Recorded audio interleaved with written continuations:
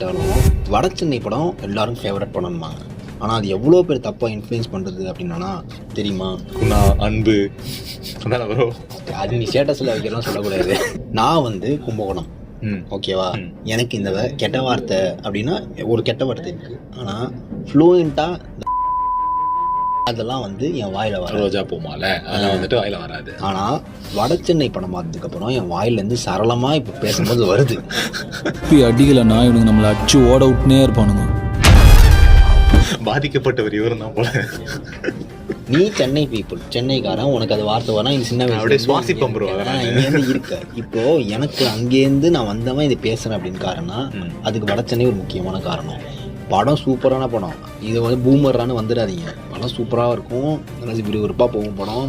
ஒரு புதுவிதமான ஸ்க்ரீன் சொல்லியிருப்பாங்க லான் லீனியரில். பட் ஆனால் அது எவ்வளோ பேர் தப்பாக இன்ஃப்ளூயன்ஸ் ஆயிருக்கு. அது மூலயமா ஏதாச்சும் நல்லது நீ எடுத்துக்கிட்டே அந்த படம் மூலியமா என்ன நல்லது எடுத்துக்கிட்ட? ஒரே ஒன்று நல்லது சொல்லு. இன்னொரு பெரிய விஷயம், வட சென்னைனாலே அது ரவுடிசம் ஊர், ரவுடி பண்ணுறது, அது வெட்டு குத்து அந்த மாதிரி பண்ணுற ஊர் அப்படின்ட்டு வட சென்னை அப்படி ஃபுல்லாக காட்டினதுனால வெற்றிமாறன் மிகப்பெரிய அந்த படத்துக்கு பிரச்சனை வந்துச்சா தெரியுமா? எதனால் வட சென்னை பார்ட் இது வரைக்கும் வரல அப்படின்னா, வட சென்னை மக்கள் இந்த படம் வந்ததுக்கப்புறம் நிறைய பேர் வந்து வெற்றிமாறனை வந்து முற்றுகையிட்டாங்க, போராட்டம் பண்ணாங்க. ஏன் எங்களை வந்து தப்பாகவே காட்டிகிட்டு இருக்கீங்க அப்படின்ட்டு. அதனால பெரிய பிரச்சனையாச்சு வட சென்னை படம். வடச்சென்னை இதுலேயுமே வந்து நல்லவங்களும் இருக்காங்க, கெட்டவங்களும் இருக்காங்க. எங்கள் வடச்சென்னையில் எந்த ஊரில் இருந்தாலும் நல்லவங்களும் இருக்காங்க, கெட்டவங்களும் இருக்காங்க. ஸோ வடச்சென்னை நீ வந்து ஹைலைட்டாக எதாவது காட்டுற, ஹைலைட்டாக வந்து அவங்க ஸ்மக்லிங், ஆள் கடத்தல்.